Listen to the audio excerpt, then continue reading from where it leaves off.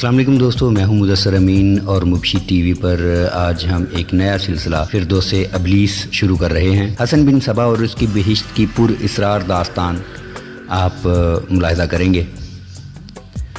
حسن بن صبا ایک ایسا نام ہے جس سے شاید ہی کوئی مسلمان ناواقف ہو۔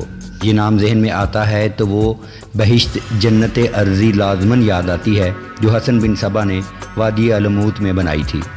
ایک بار جو اس بہشت میں داخل ہو گیا وہ اپنے دین و ایمان کو، اپنے ماں باپ اور بچوں کو، دنیا کو اور اللہ کو بھی بھول گیا۔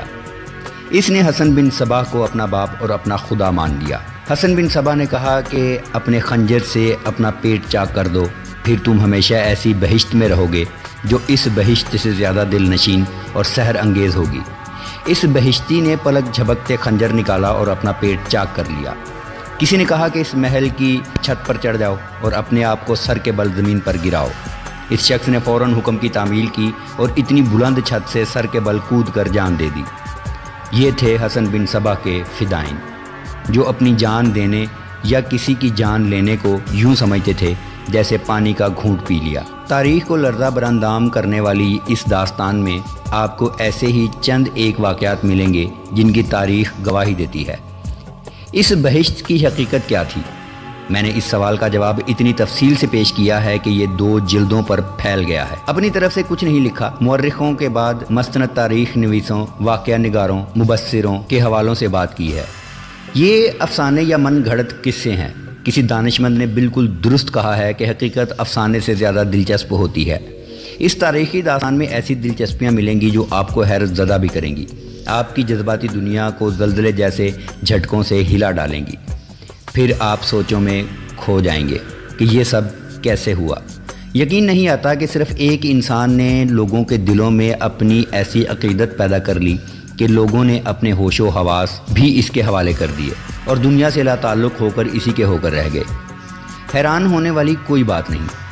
حسن بن صبا نے انسان کی فطری کمزوریوں کو ابھارا، انسانی فطرت کی دکھتی رگوں کو مٹھی میں لیا اور انہیں ہپناٹائز کر لیا۔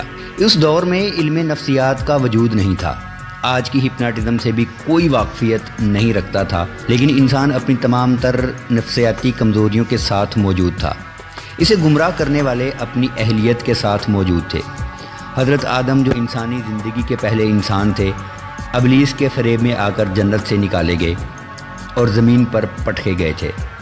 میں نے اسی داستان کو عنوان دیا ہے فردوس ابلیس، کیونکہ حسن بن صبا نے جو بہشت بنائی تھی وہ اس کے ابلیسی ذہن کی تخلیق تھی۔ یہ کہنا غلط نہیں کہ حسن بن صبا جیسا ماہر نفسیات اور ہپناٹائزر تاریخ نے نہ کبھی پہلے دیکھا نہ اس کے بعد۔ اللہ کے بھیجے ہوئے پیغمبروں نے لوگوں کو انسانی عظمت کی راہ پر ڈالا تھا، لیکن حسن بن صبا نے اپنے پیروکاروں کو انسانیت کی راہ سے ہٹا کر ابلیسیت کی راہ پر ڈال دیا۔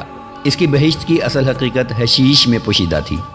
حشیش کو عام زبان میں بھنگ کہا جاتا ہے، لیکن یہ بھنگ سے ملتا جلتا ایک پودا تھا جس کا نشہ بھی بھنگ سے ملتا جلتا تھا، مگر اثرات بھنگ سے زیادہ اور کچھ مختلف تھے۔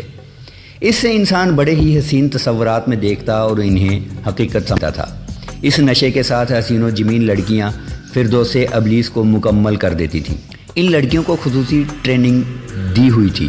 یہی انسان کی وہ کمزوریاں ہیں جو اسے اللہ کی جنت سے نکلوا کر ابلیس کی بہشت میں پہنچا دیتی ہیں: عورت، نشہ، حقائق سے فرار اور لذت پرستی۔ حسن بن صبا سلجوکیوں کے دور میں اٹھا اور دیکھتے ہی دیکھتے عروج تک پہنچا۔ سلجوکی اسلام کے شیدائی، اسلام کی عسکری روایات کے رکھوالے اور مردان حر تھے۔ ایک سلجوکی حکمران نے حسن بن صبا کی گرفتاری کا حکم دیا، لیکن یہ شخص قبل از وقت پتہ چل جانے سے فرار ہو گیا، پھر کسی کے ہاتھ نہ آیا۔ وہ کہاں گیا، کدھر ڈوبا، کدھر نکلا، یہ بڑی ہی دلچسپ اور سنسنی خیز واقعات سے بھرپور داستان ہے جو میں اس کتاب میں پیش کر رہا ہوں۔ فردوس ابلیس کے اس خالق نے ایک جنگجو لشکر تیار کر لیا تھا۔ چند ایک قلعوں اور میدانوں میں اس لشکر کی سلجوکی مسلمانوں کے ساتھ خون ریز لڑائیاں ہوئیں، مگر حسن بن صبا کی شاطرانہ اور زمین دوز کارروائیوں نے مسلمانوں کے قدم کسی بھی میدان جنگ میں ٹکنے نہ دیے۔ حسن بن صبا کے پیروکاروں، خصوصاً اس کے فدائیوں کو حشیشین کہا جاتا ہے، کیونکہ وہ حشیش کے نشے میں اپنی تمام پر اسرار کارروائیاں کرتے تھے۔ پھر انہوں نے بڑی بڑی شخصیات کو قتل کرنے میں خصوصی شہرت حاصل کی تھی۔ انہوں نے صلاح الدین ایوبی پر 4 قاتلانہ حملے کیے تھے۔ غالباً ایوبی واحد شخصیت تھی جسے حشیشین قتل کرنے میں ناکام رہے، ورنہ ان کے ہاتھوں کوئی زندہ نہیں رہتا تھا۔ اس داستان میں آپ کو یہ تفصیلات بھی ملیں گی کہ انہوں نے کیسی کیسی شخصیات کو کیسے کیسے طریقوں سے قتل کیا۔ تاریخ کی ایک مشہور و معروف شخصیت نظام الملک، جو بہت بڑا عالم دین اور دانشور تھا، عمر خیام اور حسن بن صبا ایک ہی مدرسے میں پڑھے تھے اور گہرے دوست بن گئے تھے۔ آگے چل کر تینوں کے راستے جدا ہو گئے۔ نظام الملک سلجوقی حکومت کا وزیر اعظم بنا اور حسن بن صبا کو نوکری دلوائی، لیکن ایک وقت آیا کہ حسن بن صبا نے نظام الملک کو قتل کروا دیا۔ یہ داستان کا ایک خاص حصہ ہے جو آپ کو قدم قدم پر چونکا دے گا۔ اولاد آدم کی داستان حیات اتنی ہی طویل ہے جتنی لمبی لمبی صدیاں گزر گئی ہیں۔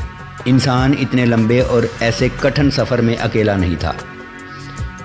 ابلیس اس کا ہم سفر رہا، آخری منزل تک ہم سفر رہے گا۔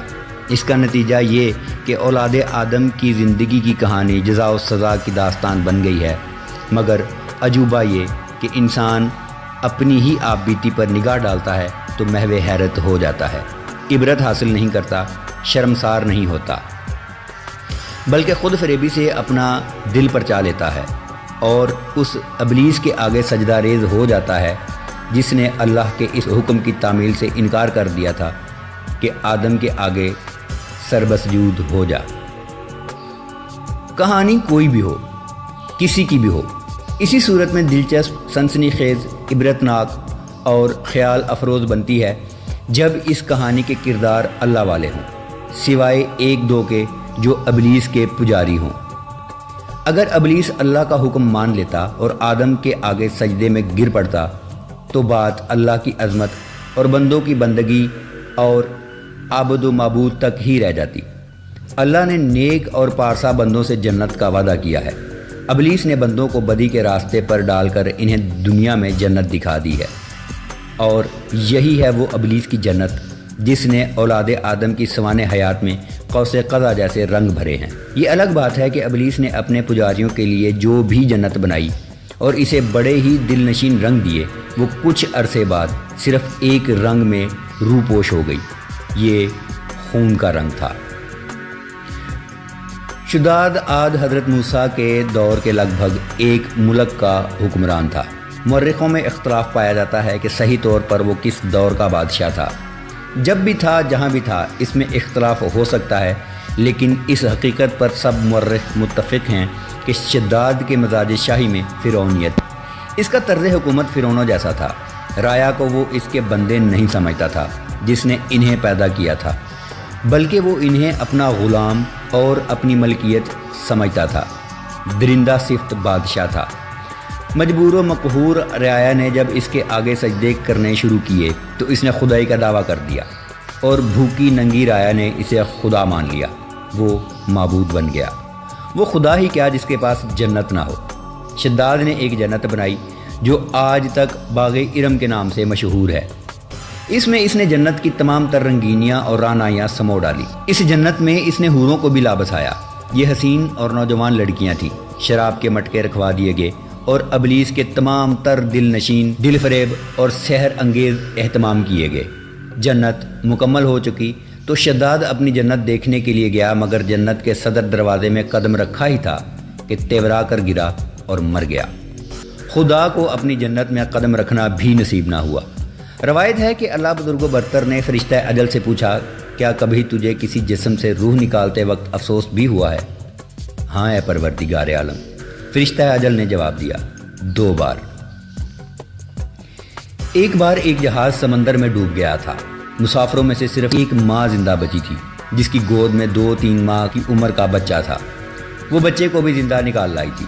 باری تعالیٰ آپ نے حکم دیا کہ اس عورت کی روح نکال لاؤ۔ مجھے بہت دکھ ہوا کہ ماں زندہ نہ رہی تو بچے کا کیا بنے گا، لیکن خدائے بزرگ و برتر، موت و حیات آپ کے اختیار میں ہے۔ میں نے آپ کے حکم کی تعمیل کی۔ اور دوسری بار، اے پروردگار عالم، فرشتہ اجل نے کہا، شداد ایک بادشاہ تھا، اس نے بڑی محنت سے جنت بنائی تھی، اس پر خزانے لٹا دیے تھے، اس کی تکمیل میں اس کی عمر کا ایک حصہ گزرا تھا۔ اس نے اپنی جنت کی تعمیر اس وقت شروع کی جب جوان تھا، تکمیل اس وقت ہوئی جب جوانی گزر گئی۔ وہ اپنی جنت کو دیکھنے گیا تو آپ نے حکم دیا کہ یہ شخص اپنی بنائی ہوئی جنت میں داخل ہونے لگے تو اس کی روح نکال لاؤ۔ میں نے آپ کے حکم کی تعمیل کی، اپنا فرض ادا کیا، لیکن میرا دل رنج و ملال میں مبتلا ہو گیا کہ یہ شخص اپنی بنائی ہوئی جنت میں قدم بھی نہ رکھ سکا کہ اس کا بے روح جسم جنت کے دروازے میں گر پڑا۔ لیکن اے خالق کائنات، میں چون چرا نہیں کر سکتا۔ جانتے ہو یہ شداد کون تھا؟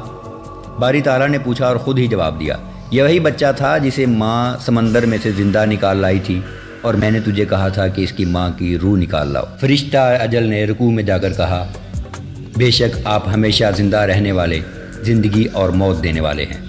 پھر تاریخ میں ایک اور جنت کا ذکر ملتا ہے جو شداد کے باغ ارم جیسی پرانی بات نہیں بلکہ کل کی بات لگتی ہے۔ 5ویں صدی ہجری 11ویں صدی عیسوی کو تاریخ پرانی بات نہیں کہتی، تاریخ میں سال لمحوں کی حیثیت رکھتے ہیں۔ یہ ابلیس کے حکم سے بنائی ہوئی دوسری ارضی جنت تھی جس کا خالق حسن بن صبا تھا۔ اس نے خدائی کا دعویٰ تو نہیں کیا، لیکن بلا خوف تردید یہ دعویٰ کرتا تھا کہ خداوند تعالیٰ اس پر وحی نازل کرتا ہے اور براہ راست احکام دیتا ہے۔ اس کے بنائے ہوئے فرقے کے پیروکار آج بھی موجود ہیں۔ حسن بن صبا نے ابلیس کی حکومت قائم کر دی تھی۔ اس نے جو فرقہ بنایا تھا وہ انتہائی خوفناک سازشوں، زوما کے قتل اور بے حد شرمناک اور ہولناک گناہوں کی وجہ سے مشہور ہوا۔ اس فرقے کی بنیاد ہی بدی پر رکھی گئی تھی۔ جتنی بھیانک وارداتیں حسن بن صبا نے کروائیں وہ سن کر آج بھی رونگٹے کھڑے ہو جاتے ہیں۔ حسین اور نوجوان لڑکیوں کا جو استعمال حسن بن صبا نے کیا وہ اس سے پہلے یا اس کے بعد کسی دور میں نہیں ہوا، اور اولاد آدم اور ابلیس کی جو پر اسرار سنسنی خیز اور فکر انگیز کہانیاں اس دور میں ملتی ہیں کسی اور دور میں نہیں ملتی۔ بھنگ، جسے حشیش کہتے ہیں، اس فرقے کی روحانی غذا تھی۔ اس فرقے کی کامیابی کا راز بھنگ میں تھا۔ حسن بن صبا کی جنت میں 2 ہی تو چیزیں تھیں جو انسان کو ابلیس کا چیلا نہیں بلکہ مکمل ابلیس بنا دیتی تھی۔ یہ چیزیں تھیں حشیش اور روحیں۔ اس جنت میں حیران کن حد تک خوبصورت اور نوخیز لڑکیاں رکھی جاتی تھیں۔ مورخ لکھتے ہیں کہ حوریں ان سے زیادہ کیا خوبصورت ہوں گی۔ نشہ شراب کا ہو، خواہ حشیش کا، چرس کا ہو، خواہ ہیروئن کا، اللہ تبارک تعالیٰ نے اسے ام الخبائث کہا ہے۔ اس میں نسوانی حسن اور جنت کا نشہ شامل ہو جائے تو انسان خود خبائث کا چلتا پھرتا مجسمہ بن جاتا ہے۔ اولاد آدم جب راہ حیات کے اس موڑ پر آئی جہاں حسن بن صبا نے جنت بنائی تھی تو اسے ابلیس کے قہقہے سنائی دینے لگے۔ یہاں سے ایسے قصوں اور کہانیوں نے جنم لیا جو آج بھی سنو تو دل پر ہیبت طاری ہو جاتی ہے۔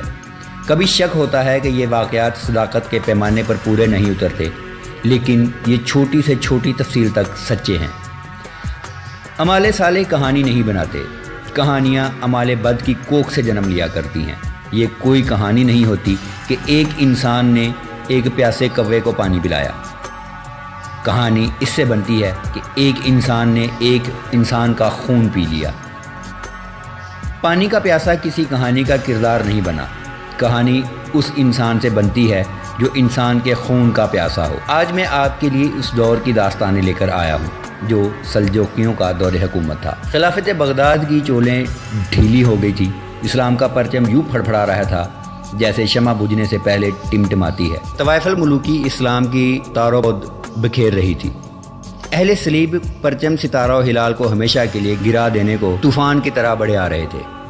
اللہ نے اپنے دین کو ہر دور میں سنبھالا اور سہارا دینے کا سبب پیدا کیا ہے۔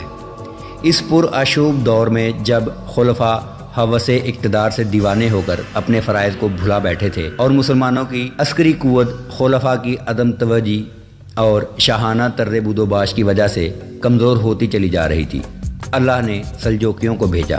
ان ترک جنگجوؤں نے آ کر اسلام کے گرتے ہوئے پرچم کو تھاما، دین کی بنیادیں مستحکم کی، طوائف الملوکی کا خاتمہ کیا، فوج میں عسکری روح بیدار کی اور اہل صلیب کے لشکروں کے آگے سیسا پلائی ہوئی دیوار کھڑی کر دی۔